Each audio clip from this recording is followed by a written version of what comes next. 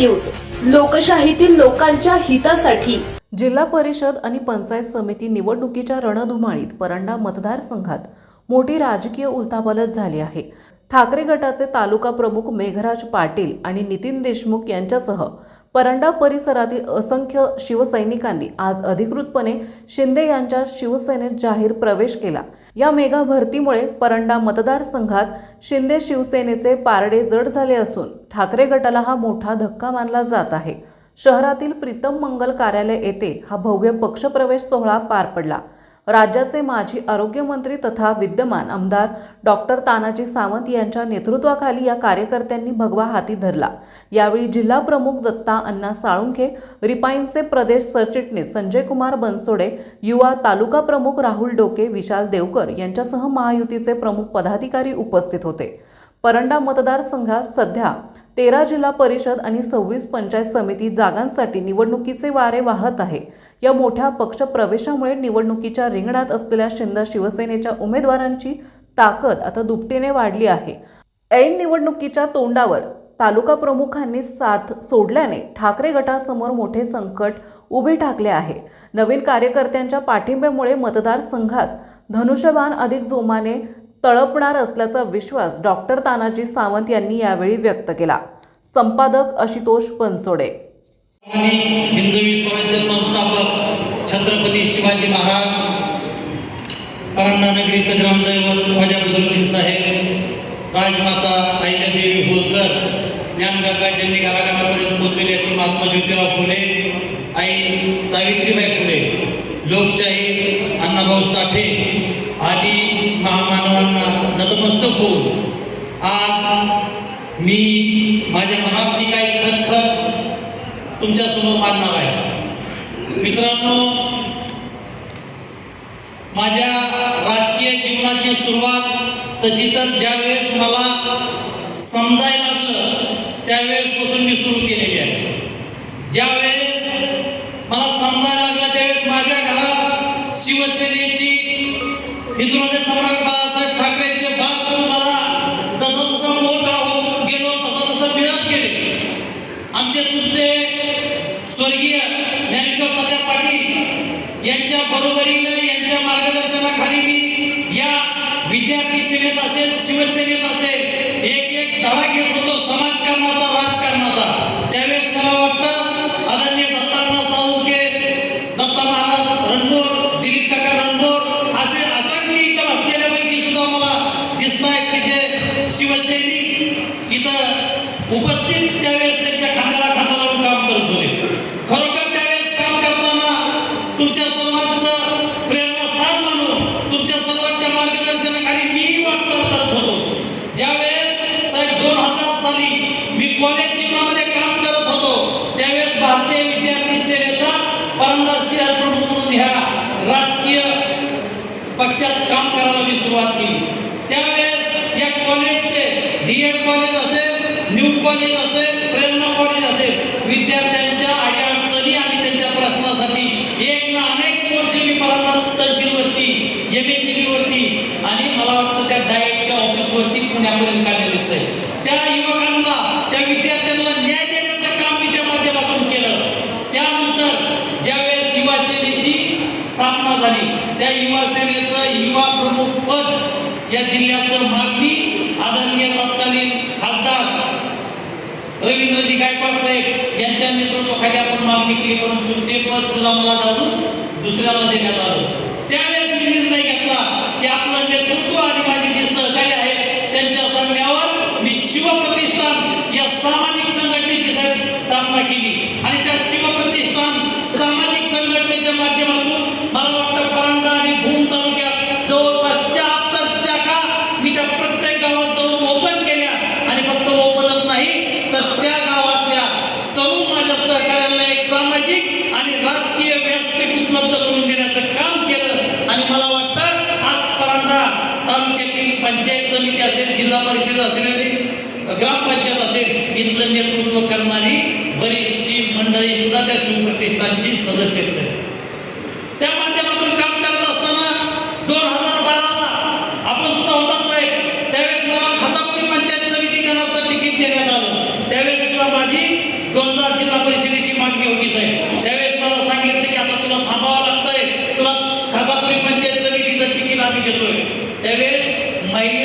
सभापती पद राखीव होतं.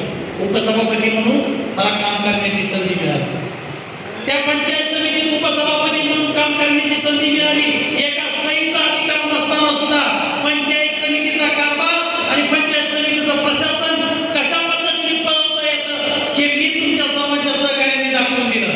ज्यावेळेस MREGSच्या माध्यमातून पांढरून रस्ते असतील, विहिरी असतील, गायगोटे असतील किंवा वैयक्तिक स्वरूपाचे लाभ असतील ते मी सर्व गावापर्यंत पोहोचवण्याचं काम केलं. ई-लर्निंगच्या माध्यमात जे भारतात एकमेव आपला परांडा तालुका असेल ज्या 129 जिल्हा परिषदेच्या शाळेपैकी 128 जिल्हा परिषदेच्या शाळेमध्ये कुठलाही शासकीय 1 रुपयाचा निधी नसताना लोकसहभागातून 128 जिल्हा परिषदेच्या शाळेत ई-लर्निंगचा उपक्रम आपण राबवला असेल. त्या पद्धतीने एवढं चांगल्या प्रकारे काम केलेलं असताना सुद्धा का कुणाची नजर लागली किंवा काय कुणाचे काम भरले गेले मला माहिती नाही. पण त्यावेळेस 2017ला माझं तिकीट पक्षाच्या वतीनं कापण्यात आलं. तरी सुद्धा 2017ला पंचायत समितीचं तिकीट माझं कापलेलं असताना सुद्धा मी पक्षाचंच काम त्यावेळेस सुद्धा केलं आणि 2018 साली गौतम लटके सरांची पद घेतलं आपण त्यामुळे जे रिकामं झालं ना जिल्हा परिषदेचं 2018ला साहेबाचा मला फोन आला की बैठक लावतोय तू कारखान्यावर ये. मी दुसऱ्या दिवशी त्या कारखान्यावर गेलो आणि साहेबांनी विचारलं तुला कशा पद्धतीने काम करायचं. त्यावेळेस सुद्धा साहेबाला आठवत असेल मी एकाच साहेबाला शब्द दिला होता, साहेब मी चळवळीत काम करणारा कार्यकर्ता आहे. ह्या इलेक्शनमध्ये माझा पुरेपूर तुम्ही फायदा घ्या आणि ह्या इलेक्शनमध्ये जर माझं काम तुम्हाला वाटलं की खरोखर याचा फायदा झाला याचं काम बोलतंय तर तुम्हाला जे योग्य वाटतंय तो निर्णय माझ्या बाबतीत घ्या.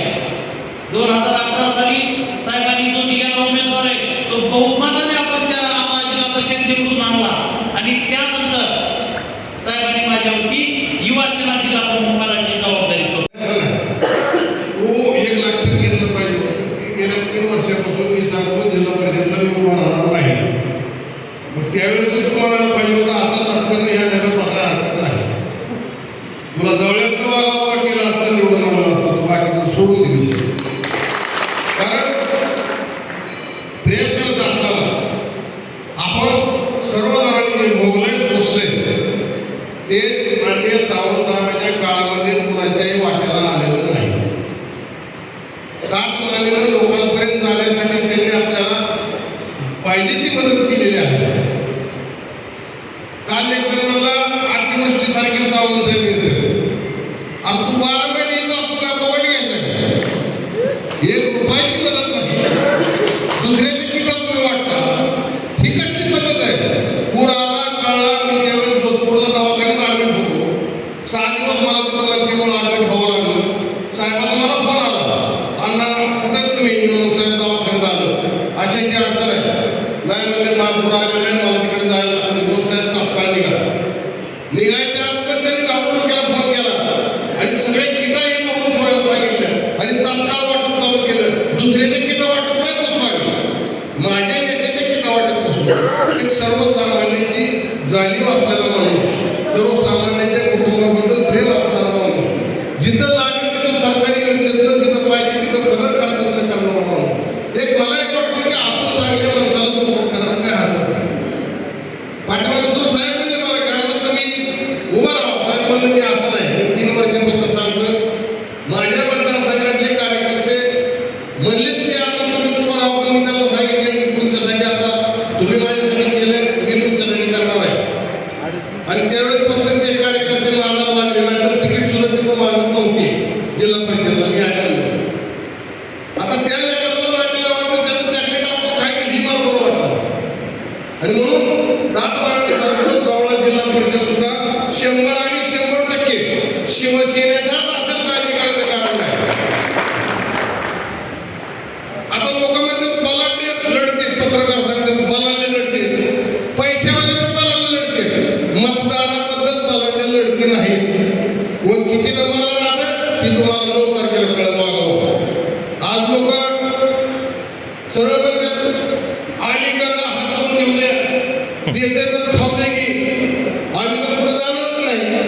आणि जसं जसं वातावरण पुढे चाललंय तसं तसं लोकांच्या चेहऱ्यावर दिसतंय की आपण ह्यांना ज्याला झटका देणार आहे त्याला कळावं. मी स्पष्ट सांगितलं होतं की काही गोष्टी मी संध्याकाळी जवळ बोलेन, आज बोलणार नाही. फक्त एवढंच सांगतो, मेघराज पाटील तुमचं शिवसेनाच्या पक्षामध्ये जिल्हा प्रमुख म्हणून मी मनापासून स्वागत करतो.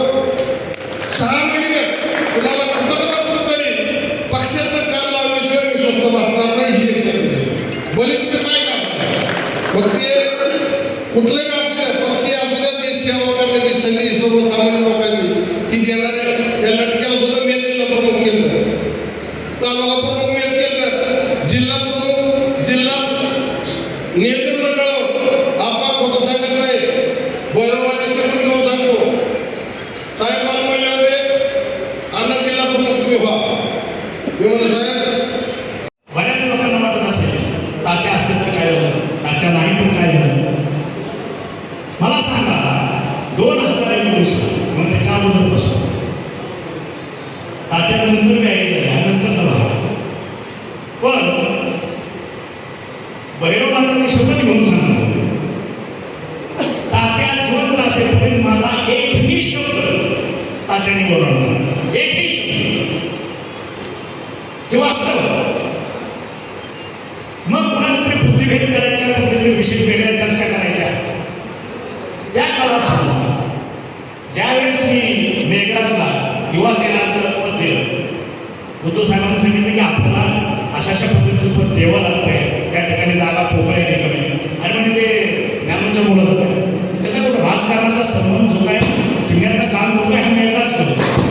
आणि तुम्ही पाहिजे तर त्याला विचारलं, तात्याने सुद्धा संबंधी दिली होती, हे मला आज तुम्हाला सांगायचं की ठीक आहे मेघराजला.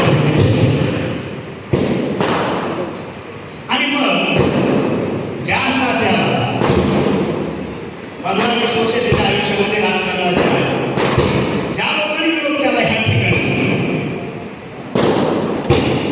त्याच लोकांना खांद्याला खांदा लावून तुम्ही बरोबर घेऊन जाता.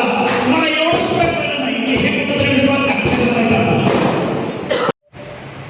अण्णांनी इथल्या परांड्याच्या नगर परिषदेच्या म्हणजे भाषण करताना स्पष्ट सांगितलं, तर तात्या असते अशा पद्धतीचा निर्णय तात्याने घेतला असता, घेतला नसता. हे वास्तव आहे. जे घडायचं ते घडलं, जे व्हायचं ते होऊन गेलं. आणि मग आज जिल्हा परिषदा लागल्या, एक निरंतर प्रक्रिया, एक गोष्ट होत झालेली आहे. काळ पुढं सरकत असतो, कुणाची वाट बघत नाही. 2 दिवसापूर्वीच बघितलं आपण महाराष्ट्राच्या, जरी ते राष्ट्रवादीचे असले, विरोधी पार्टीचे नेते असले, तरी जे घडलं ते किती वाईट आणि प्रचंड भयावह परिस्थिती आहे. कुठल्या टोकाला आपण हे सगळं चाललेलं आहे ते बघतो. आणि अशा परिस्थितीमध्ये परत एकदा काळानं सिद्ध केलं की काळ कोणाचीही वाट बघत नाही, निरंतर प्रक्रियेत चालू. आणि म्हणून आज काल परवा मला मेघराजने फोन केला की साहेब आमचा तुम्हाला निर्णय घ्यायचा आहे, तुमचं सहकार्य लाभेल का.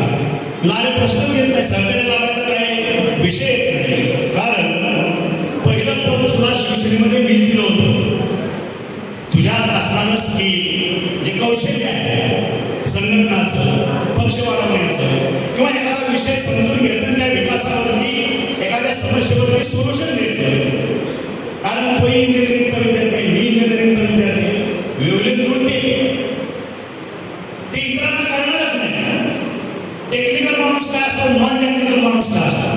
कुठंतरी गुटक्याची पुढे तोंडात टाकायची, काहीतरी त्याच्यावरती उलटा विचार करत बसायचा, ही पद्धत नसते. इंजिनियर म्हटलं काहीतरी निर्मिती त्याच्या डोक्यात असतं. आणि मला वाटतं मेघराजच्या डोक्यात तेच होतं, काहीतरी निर्मिती करायची. जगता तर आपण सगळेच जगतो, संसार आपण सगळेच करतो, स्वार्थ प्रत्येकालाच आहे. आणि मग हे स्वार्थ बघत असताना कुठेतरी परमार्थ झाला पाहिजे. ज्या समाजाला आपण काहीतरी द्यायला लागतो, त्या समाजामध्ये आपण वाढलो, त्या समाजाचा आपण उतराई होण्यासाठी कुठलं तरी पद आपल्याला लागतं. मग ते शासकीय असेल, प्रशासकीय असेल, पक्षाचं असेल, त्या माध्यमातून आपली भूमिका म्हणता येते. त्या माध्यमातून आपल्या विचाराचे लोक एकत्र करता येतात. संघटना काढली किंवा पक्ष बनवला याचा अर्थ काय, आपल्या विचाराची लोक एकत्र करणे आणि त्या संघटनेच्या माध्यमातून, त्या पक्षाच्या माध्यमातून आपल्या गोरगरीब जनतेला कुठेतरी आधार देणं, त्यांच्या समस्या सोडवणं आणि त्यांचा जगणं सुकर करणं हे नेत्याचं काम, हे असलं पाहिजे. आपल्या परिसरातील महत्त्वाच्या आणि ताज्या बातम्या पाहण्यासाठी लोककल्याणार्थ न्यूज चॅनलला यूट्यूबवर सबस्क्राईब करा आणि बेल आयकॉन प्रेस करा.